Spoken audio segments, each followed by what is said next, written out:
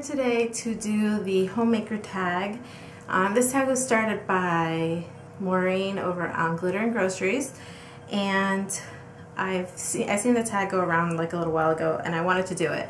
So I had a list of videos to do in case I just didn't vlog one day or something. So I didn't vlog today, it's Sunday, so I decided that I would do this one because I think it's pretty cool and I don't know, I just wanted to do it. So I have the questions up on my phone, so in case you're wondering, that's what I'm looking at. The first question is, growing up, did you want to be a homemaker? If not, what did you see yourself doing? So growing up, I always wanted to be a mom, basically. That's just always been something I wanted to do. I always thought the idea of being a stay-at-home mom and being able to stay home and take care of the house was like wonderful, but my mom also raised me to be more of a career person, to be more independent and have a career outside of the home. If you asked me, I would say that being a homemaker is definitely my calling, but at the same time, I do want to be an educator and I do want to make a difference in people's lives. And not that being a homemaker doesn't make a difference in people's life, because I do believe that I'm making a difference in my children's life and even in my husband's quality of life. But yeah, when I was younger, I would say yes and no. I wanted to do it, but to me that was a far off dream. That was not something that was going to happen. And what did your husband think about you wanting to be a homemaker? Now, in the beginning, I became a stay-at-home mom basically right after I found out I was pregnant. So my job had done like this layoff, and I had just been laid off. I had just finished a semester in college, and I found out I was pregnant, and at that point my husband was just like, well, stay home, you know, take care of yourself and all that good stuff. So I did become a stay-at-home mom in the beginning because of it was just a sheer coincidence. If my job hadn't laid me off, I'm sure I probably would have continued working. Then, once Keillisse was born, we figured that daycare was going to be expensive anyways, so I just stood home with her. I ended up pregnant with Junior, so it all worked out for me to stay home for about the first throughout my whole pregnancy for Junior, and then for about the first 6 months of his life. And then I ended up finding a job in a hotel. It just it was at a point where my family needed the money and we needed a second income, so I went ahead and I got a job. I only ended up working for a few months before we decided to move down south, move here to Georgia. So I have worked, but my husband, he's very supportive. He knows that what I do is important. He thinks I'm great at what I do. He's very supportive about it.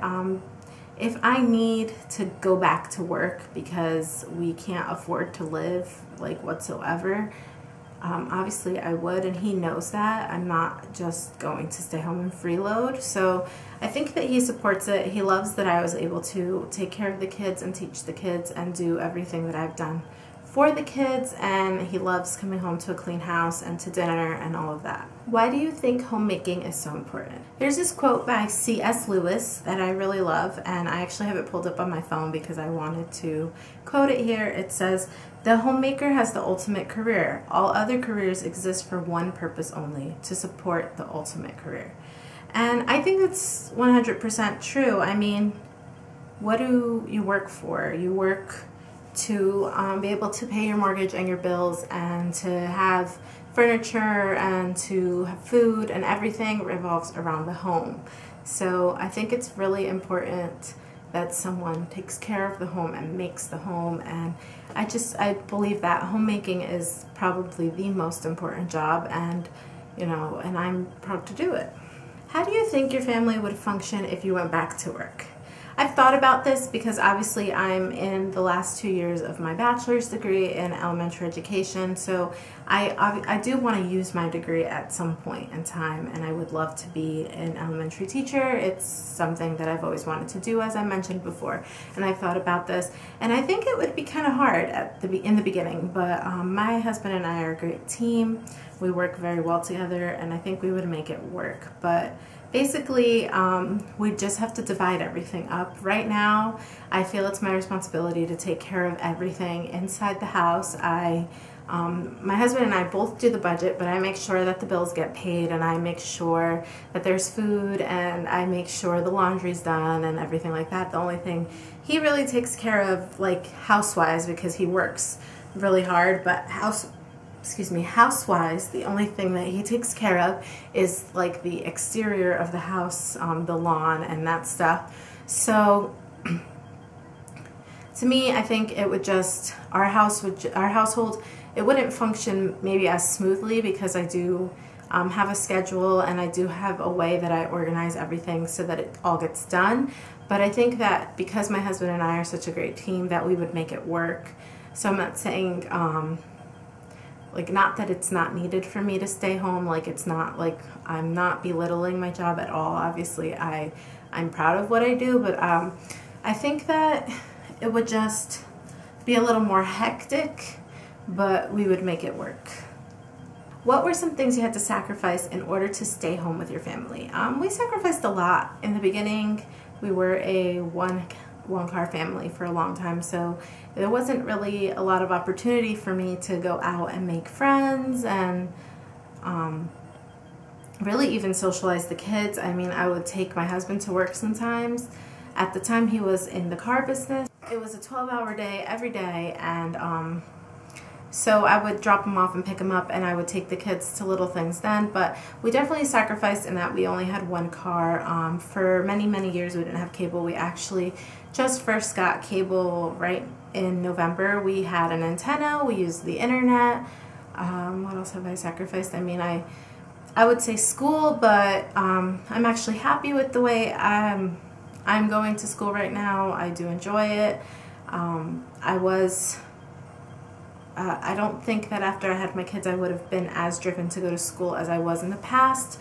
So yeah, I think just things like that. You sacrifice not being able to, like, I used to get my nails done. I don't get them done anymore. I used to get my eyebrows done. I don't do that either. I do everything myself, and it falls behind because I'm worrying about other people. So it's just little things like that, but they do add up. And you know, we sacrificed in the beginning. We didn't take any vacations at all. Now we are fortunate enough to be able to take a few vacations, but even still, they're smaller vacations, you know, you have to budget more and things like that.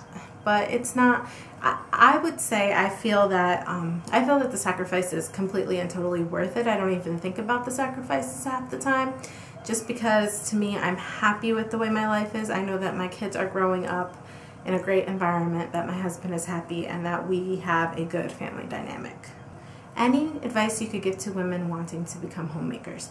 I would say test out the waters first, money-wise. Just, you know, make sure you know how to budget and know how to do things correctly. Maybe, I know everybody says it, live off of only one income for a while, put all your income away and see if you can manage. Also, be ready to have more difficulty making friends, I would say. I mean, you might already have like your friends, but like me, I moved to a new place. I didn't really have any friends around here. We have friends now. Most of them we met through my husband's job. But, you know, it's a little more difficult to make friends when you're solely focused on taking care of kids and your family and your house. I mean, I have friends and I'm not, you know, but, just be prepared for that. Prepared to feel lonely. Be prepared to feel lonely sometimes, and I think that's something a lot of people don't talk about.